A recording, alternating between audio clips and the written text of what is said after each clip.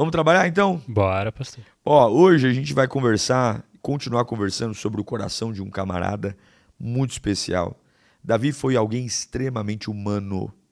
Se tem alguém para você estudar com calma, tranquilidade, é o rei Davi. Humano, humano. Ele teve momentos de herói, teve, mas a Bíblia não escondeu os podres, os erros, a humanidade. Então a gente estudou já, segunda e terça-feira, o coração purinho de Davi, né? Purinho quando ele não foi escolhido pelo profeta para ser rei, depois Deus o trouxe do pasto, ele não ficou pistola da vida. Estudamos ontem, por exemplo, que ele tinha tudo para matar Saul. Saul está ali fazendo número 2 na caverna. Ele entra, ao invés de matar o demônio do Saul que queria matá-lo, ele corta a capa e deixa um recado dizendo: ó, eu te respeito. Só que nem tudo na vida de Davi foram momentos de inspiração, né? Segunda e terça você viu o lado lindo desse camarada que não se magoou quando foi desprezado, que não deu com a mesma moeda quando foi perseguido, mas aqui hoje é o dia da derrapada. É o dia que ele pisa no tomate, né? O dia que ele vai para o pó do quisuco e toma banho na água da salsicha. Todo ser humano é falho.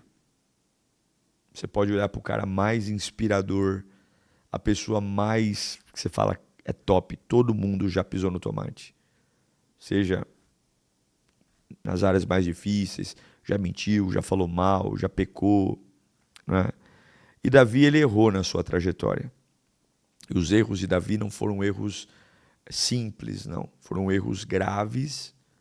E como todo grande erro, as consequências do erro também foram pesadas.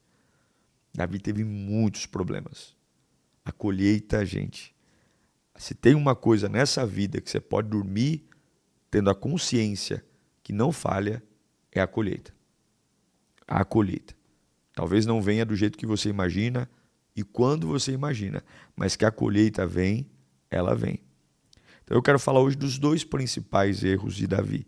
Davi errou muito, mas tem os dois principais que você já conhece, mas a gente precisa conversar aqui para tirar algumas lições que eu quero comentar com você que o nosso coração ele pode ser um coração maduro para não se ofender, maduro para não devolver com a mesma moeda, mas os desejos do coração são uma perdição. É ou não é, produção? Sim, sim. Então lê aí pra gente 2 Samuel 11, 2, do 2 ao 5. Diz assim: Uma tarde, Davi levantou-se da cama e foi passear pelo terraço do palácio. Do terraço viu uma mulher muito bonita tomando banho. Ele enviou alguém para descobrir quem era. Disseram-lhe: É Betseba, a filha de Eliã e a mulher de Urias, o Hitita. Então Davi enviou mensageiros para que a trouxessem. Ela veio e ele se deitou com ela. Fazia pouco tempo que Betseba se purificara da impureza da menstruação. Depois disso, ela voltou para casa. A mulher engravidou e enviou um recado a Davi dizendo: Estou grávida. Muito bem, produção, é isso aí. Esse texto ele é um diagnóstico do primeiro grande deslize de Davi, que é exatamente quando ele escolhe, porque já tinha muitas vitórias no currículo, e ele subestimou a força do inimigo, e ele escolhe, olha, o exército sabe lutar sem mim, eu não sou fundamental para a vitória, eu vou ficar em casa descansando. Cuidado quando você pega folga. Cuidado quando você se isenta ou se ausenta de lugares que você queria estar porque você se acha bom. Tem muita gente que fala assim, não, isso aqui é pouco para mim. Tem batalhas, não. Homens de Deus e mulheres de Deus estão sempre disponíveis para aquilo que Deus quer fazer. Ele fica em casa, vai para o terraço, vê a Betseba tomando banho, ele está no alto do seu palácio, ele vê a cidade, não sei porque ela vai tomar banho também sem cortina, fica toda peladona ali, enfim. Quando é para dar errado, é fácil. Tudo coopera. Ela já estava pós-menstruação, ou seja, o texto já disse que ela estava se purificando da impureza da menstruação, está no período fértil, né? E aí Ele manda trazer, o rei chamou, quem não vai?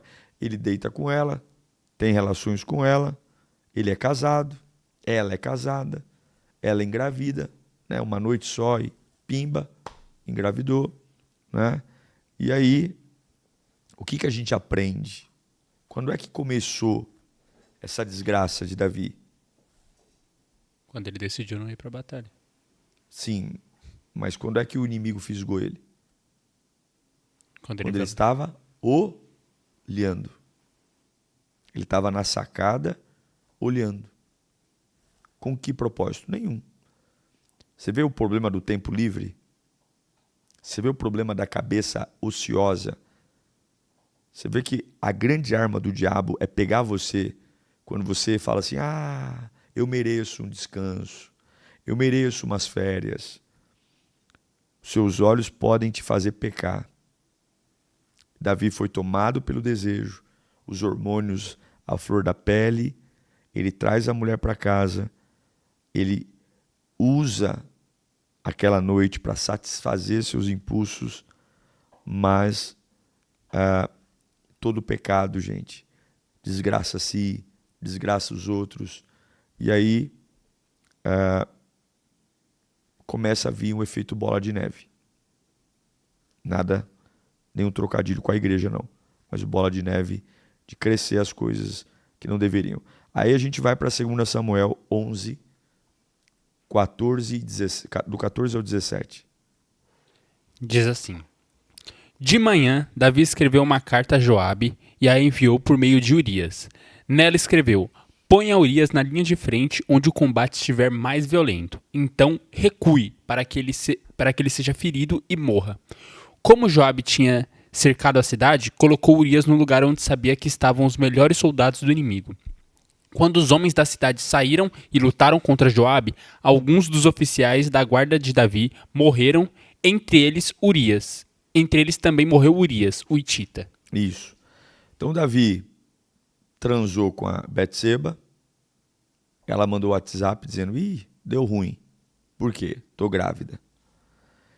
Ele, claro, como sempre, a consequência do pecado é vergonhosa, ele quer passar um pano, ele quer dar uma disfarçada, sabe do BO, mas não quer que o BO apareça. O que ele faz? Chama o marido da Betseba, Urias, que está na batalha, para casa, faz eles prepararem uma noite de prazer ali, mas o camarada está com a cabeça na batalha. Ele fala, eu não vou, enquanto meus compatriotas, meus amigos estão lá, no campo de batalha, correndo risco de vida, eu vou ficar aqui fazendo amor com a minha esposa, transando com a minha esposa. Ela prepara um ambiente, põe pétala de rosa na cama, musiquinha baixa, né? Põe ali um vinho. Ele fica sentado lá na varanda, lá no quintal da casa. Ele falou, eu não vou deitar. E aí a Betseba manda um zap dizendo, ei Davi, preparei aqui o ambiente, mas o homem não quer. O homem não está afim. Aí Davi fica em desespero, manda o homem voltar, então manda ele voltar para a batalha. Chegando lá, manda uma carta para Joabe. Joabe não era muito a flor que se cheire também. E aí pede para Joabe colocar Urias no lugar mais fraco do exército israelense. E quando o inimigo viesse atacar, que os soldados recuassem. Em outras palavras, mandou matar o marido dela. Colocou no lugar frágil e ainda não lhe deu cobertura. Você vê que em tudo, antes desse episódio, Davi consultava a Deus. Ele orava. Ele buscava. Olha o temor que ele tinha ao Senhor quando Saul tentou matá-lo. Olha o temor que ele tinha a Deus quando foi enfrentar Golias. Olha a submissão que ele teve a Deus quando o profeta Samuel o chama do pasto e ordena. Mas o pecado, o desejo, é como se ele nos desse uma amnésia. A gente esquece de Deus. A gente esquece do temor, a gente esquece da fidelidade, a gente esquece da obediência, a gente esquece da reverência. E aí a gente começa a tomar uma vida solitária. Davi começou a agir sozinho. Sozinho. Eu vou fazer isso, eu não vou para a batalha, eu não vou fazer isso, eu não vou fazer aquilo, eu vou ficar em casa, eu vou trazer Betseba, eu vou transar com ela engravidou, eu vou trazer o marido dela para casa, ele não quis namorar com ela, então ele volta para a batalha, eu vou mandar uma carta para Joabe mata ele. Em nenhum momento ele falou, Deus, fala comigo. Deus, me ajuda. Por isso que a precipitação é um abismo chamando outro abismo. Por isso que você não pode tentar limpar suas cagadas. Você não tem estrutura para isso. Vai ficar sempre com uma derrapada de caminhão lá. Pede para Deus. Pede para Deus, Deus, me ajuda. Deus vai tirar a colheita do que você fez de errado? Não. Mas uma coisa é colher tentando consertar humanamente. Eu só aumento o dano. Eu só agravo a situação. Uma outra coisa é colher o fruto do meu erro abraçado em Jesus. Eu tenho força, eu tenho clareza, eu tenho disposição. Enquanto eu estou colhendo o resultado do meu erro, eu já estou preparando o meu futuro para uma nova perspectiva, uma nova vida. Então, esse momento da história de Davi é o momento que ele não se arrepende. Você não vê. Ele vai se arrepender lá na frente, quando Natan chega e fala, Deus viu o que você fez. E aí ele vai dizer, eu sei, eu pequei, a culpa é minha. Mas nesse momento, ele só está cavando a sua própria cova. E Deus se entristece, gente. Muito mais do que quando a gente comete um erro, Deus se entristece quando a gente continua cometendo um erro, sem frio na barriga, sem vergonha na cara, sem nenhum tipo de culpa, sabe? E aí o diabo rindo no inferno, dizendo, esse trouxa aí, tá queimando todas as fichas dele, toda a gordura que ele podia. E foi assim que Davi fez. Quando é que Davi começa a se arrepender? Lá em 2 Samuel 12, 13 ao 16. Leia aí, produção. Diz assim. Então Davi disse a Natã, pequei contra o Senhor. Natã respondeu, o Senhor perdoou o seu pecado, você não morrerá. Entretanto, uma vez que este ato insultou o Senhor, o seu filho, que acaba de nascer, morrerá. Depois que Natã saiu para casa, o Senhor fez adoecer gravemente o filho que a mulher de Urias dera a Davi. Davi implorou a Deus em favor da criança. Ele jejuou e, entrando em casa, passou a noite deitado no chão. Passando a noite deitado no chão. Quando é que a ficha dele caiu? Quando Natã rasgou o verbo. É como se Natã falasse assim, Davi, até quando você vai ficar tampando o sol com a peneira? Quando é que vai cair a ficha que realmente você pisou na bola? Quando é que vai cair a ficha que realmente você está errado? Quando é que vai cair a ficha? Quando é que vai cair a ficha que você realmente tem feito algo contra a vontade do Altíssimo? Isso é tão perigoso, meus irmãos. É tão perigoso, mas tão perigoso, quando a gente esquece do tamanho do Deus que temos, do poder do Deus que temos, da unção do Deus que temos. E aí ele desaba e diz, eu pequei. Deus sempre vai nos perdoar, gente. Sabe, Deus perdoou Davi. Perdoou, que Davi se manteve no trono. Por que Davi foi perdoado? Porque Davi não tinha problema, quando confrontado, de assumir as burradas que fazia. Saul não. Saul, toda vez que Deus o exortava, ele falava que a culpa não era dele. Que ele fez o que fez porque o profeta atrasou, porque os inimigos o tentaram. A culpa nunca era dele. Davi não tinha problema de assumir a culpa. O problema é que ele demorava demais para assumir a culpa. E aí o efeito, o dano era muito grande. Se tem uma lição que eu tenho que tirar de Davi não basta se arrepender, tem que se arrepender rápido. Não espera chegar no fundo do poço. Não espera comprometer tudo. Caiu a ficha que tá no erro, já acorda, já vai para Deus. Espírito Santo, me ajuda, me tira daqui, me tira dessa situação. Conosco é a mesma coisa. A gente recebe o perdão de Deus, mas a fatura chega.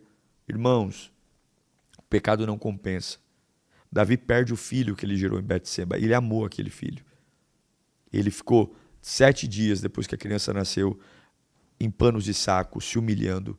Mas Deus já tinha dito que aquela criança nasceria e morreria. Ele não reverte a vontade de Deus. Mas Deus não desprezou. Betseba depois engravidou, se casou com Davi, e ela engravidou de ninguém mais, ninguém menos do que o próprio rei Salomão. Deus não matou a história de Davi, porque nenhum pecado tem o poder de destruir tua história quando você se arrepende. Mas ele teve feridas enormes.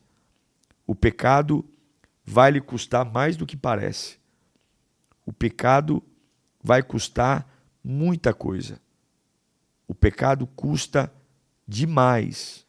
E isso é um grande desafio. Ter temor a Deus. Olha que fala Romanos 6:23. Diz assim: porque o salário do pecado é a morte, mas o dom gratuito de Deus é a vida eterna em Cristo Jesus, o nosso Senhor. Então o pecado, ele vai custar mais do que parece. E além de você não ter Deus por perto quando peca, a sua vida começa a perder o sentido. Porque Deus não compactua com o pecado. Não compactua. Você vai orar e não vai sentir nada. Você vai orar e não vai... pode sentir um arrepio, uma emoção, mas Deus não é arrepio. Deus é vida. Deus é poder. E se você não quer agir como Davi, peça ajuda a Deus. Peça ajuda. Peça ao Espírito Santo que te encha, que te renove, que te inspire. Pare só de pedir bênçãos. Comece a pedir força nas tentações, porque as tentações virão e a tentação virá exatamente onde você tem escassez. Olhe para a vida para da tua vida mais escassa. É o dinheiro, é ali que você vai ser tentado. Aí a carência é ali. Minha esposa não me elogia, meu marido não me elogia. É ali que você vai ser tentado. Eu tenho problemas de complexo de inferioridade. É ali. Então, não fica só, me dá carro, me dá casa. Porque não adianta você ter carro, casa, dinheiro e não ter uma cabeça boa, porque o diabo dá e ele tira. E quando tira, tira para destruir mesmo. Davi sempre teve problema na família. Sempre. A família de Davi foi marcada por assassinato, perseguição, abuso. O que Davi venceu no campo de batalha, ele perdeu dentro da sua família. Porque ele, infelizmente, colheu muitas consequências das suas precipitações. Então, tenha a palavra de Deus guardada na sua mente. Tenha a palavra de Deus guardada no teu coração. Tenha a palavra de Deus guardada no teu espírito, na tua vida, na tua alma. Tenha uma palavra. Quando você fala, pastor, eu estou com um desejo. Nossa, eu estou cego de paixão. Eu não quero nem saber das consequências, eu quero mergulhar nisso aí. Lembra da palavra. Lembra de que o diabo, ele te odeia. E tudo que ele te oferece vai ter uma fatura. E a fatura sempre é maior do que o que você imagina. Sempre. Não tente esconder nada de Deus. Tem uma falha de caráter, tem uma falha, tem alguma situação que você fala, pastor, não está legal comigo. Peça ajuda. Peça ajuda ao Espírito. Peça ajuda à presença. Peça ajuda. E Deus vai te ajudar. É ou não é, produção? É isso aí, pastor. A história de Davi está na Bíblia e Deus poderia passar um pano para Davi. Deus poderia... Não. Deus não passa um pano. Ele mostra as falhas de um camarada exemplar. De um camarada exemplar. O que é um camarada exemplar? Alguém que teve uma vida irrepreensível. Terminou. Mas Deus não ofuscou as quedas e as derrapadas. É ou não é? Inclusive o legado de Davi se estendeu até, por exemplo, Salomão, como o senhor disse, que Deus poupou Salomão por amor a Davi. Por tudo que Davi fez e por ter o coração segundo o propósito de Deus. Pois é. Então você precisa entender que a vida não é um mar de rosas, a vida é uma guerra. E sabe onde o diabo vai tentar te destruir? Não é quando você está falando assim, pode vir diabo, eu estou preparado. É como Davi, quando você acha que está bom. Você acha que chegou em algum lugar. Sabe aquele momento tranquilo que você fala, tô zen, venci, tô aqui em casa descansando, né? Sou um grande homem de Deus, uma grande mulher de Deus, né? Tenho muitos seguidores, a empresa tá voando.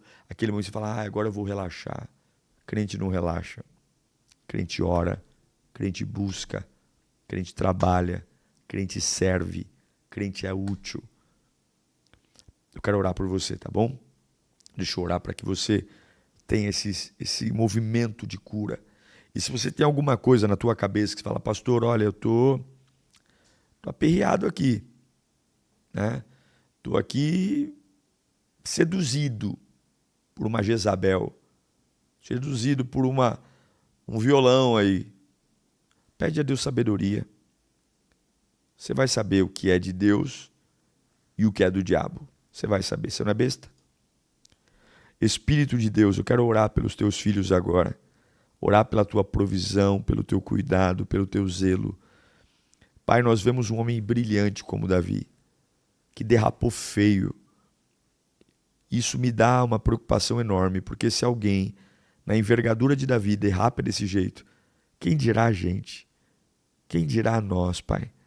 Nos perdoe, nos ajude, nos fortaleça, nos dê discernimento, a tua graça, o teu amor e a tua bondade.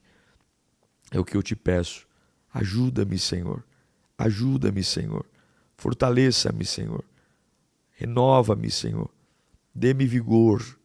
Dê-me unção. Dê-me, Pai, a condição de seguir em frente, de confiar no teu poder e na tua graça. Eu sei que o Senhor não mente. Eu sei que o Senhor não falha. Eu sei que a tua presença é a fonte de todas as coisas. Então eu te peço, venha conosco, Pai. Venha conosco. Ajuda-nos na nossa falta de fé. Ajuda-nos na nossa falta de fé. Ajuda-nos a permanecer firmes. Fortaleça aquele, Pai, que está em direção ao abismo. E sabe que está em direção ao abismo, mas os desejos, os hormônios, as necessidades, a escassez, está dizendo, vá, que você precisa disso. Não, eu preciso de Deus. Eu preciso da unção, eu preciso do poder, eu preciso da unção, eu preciso da glória, eu preciso da presença, eu preciso do poder dele na minha vida. É o que eu te peço. Em nome de Jesus eu oro. Amém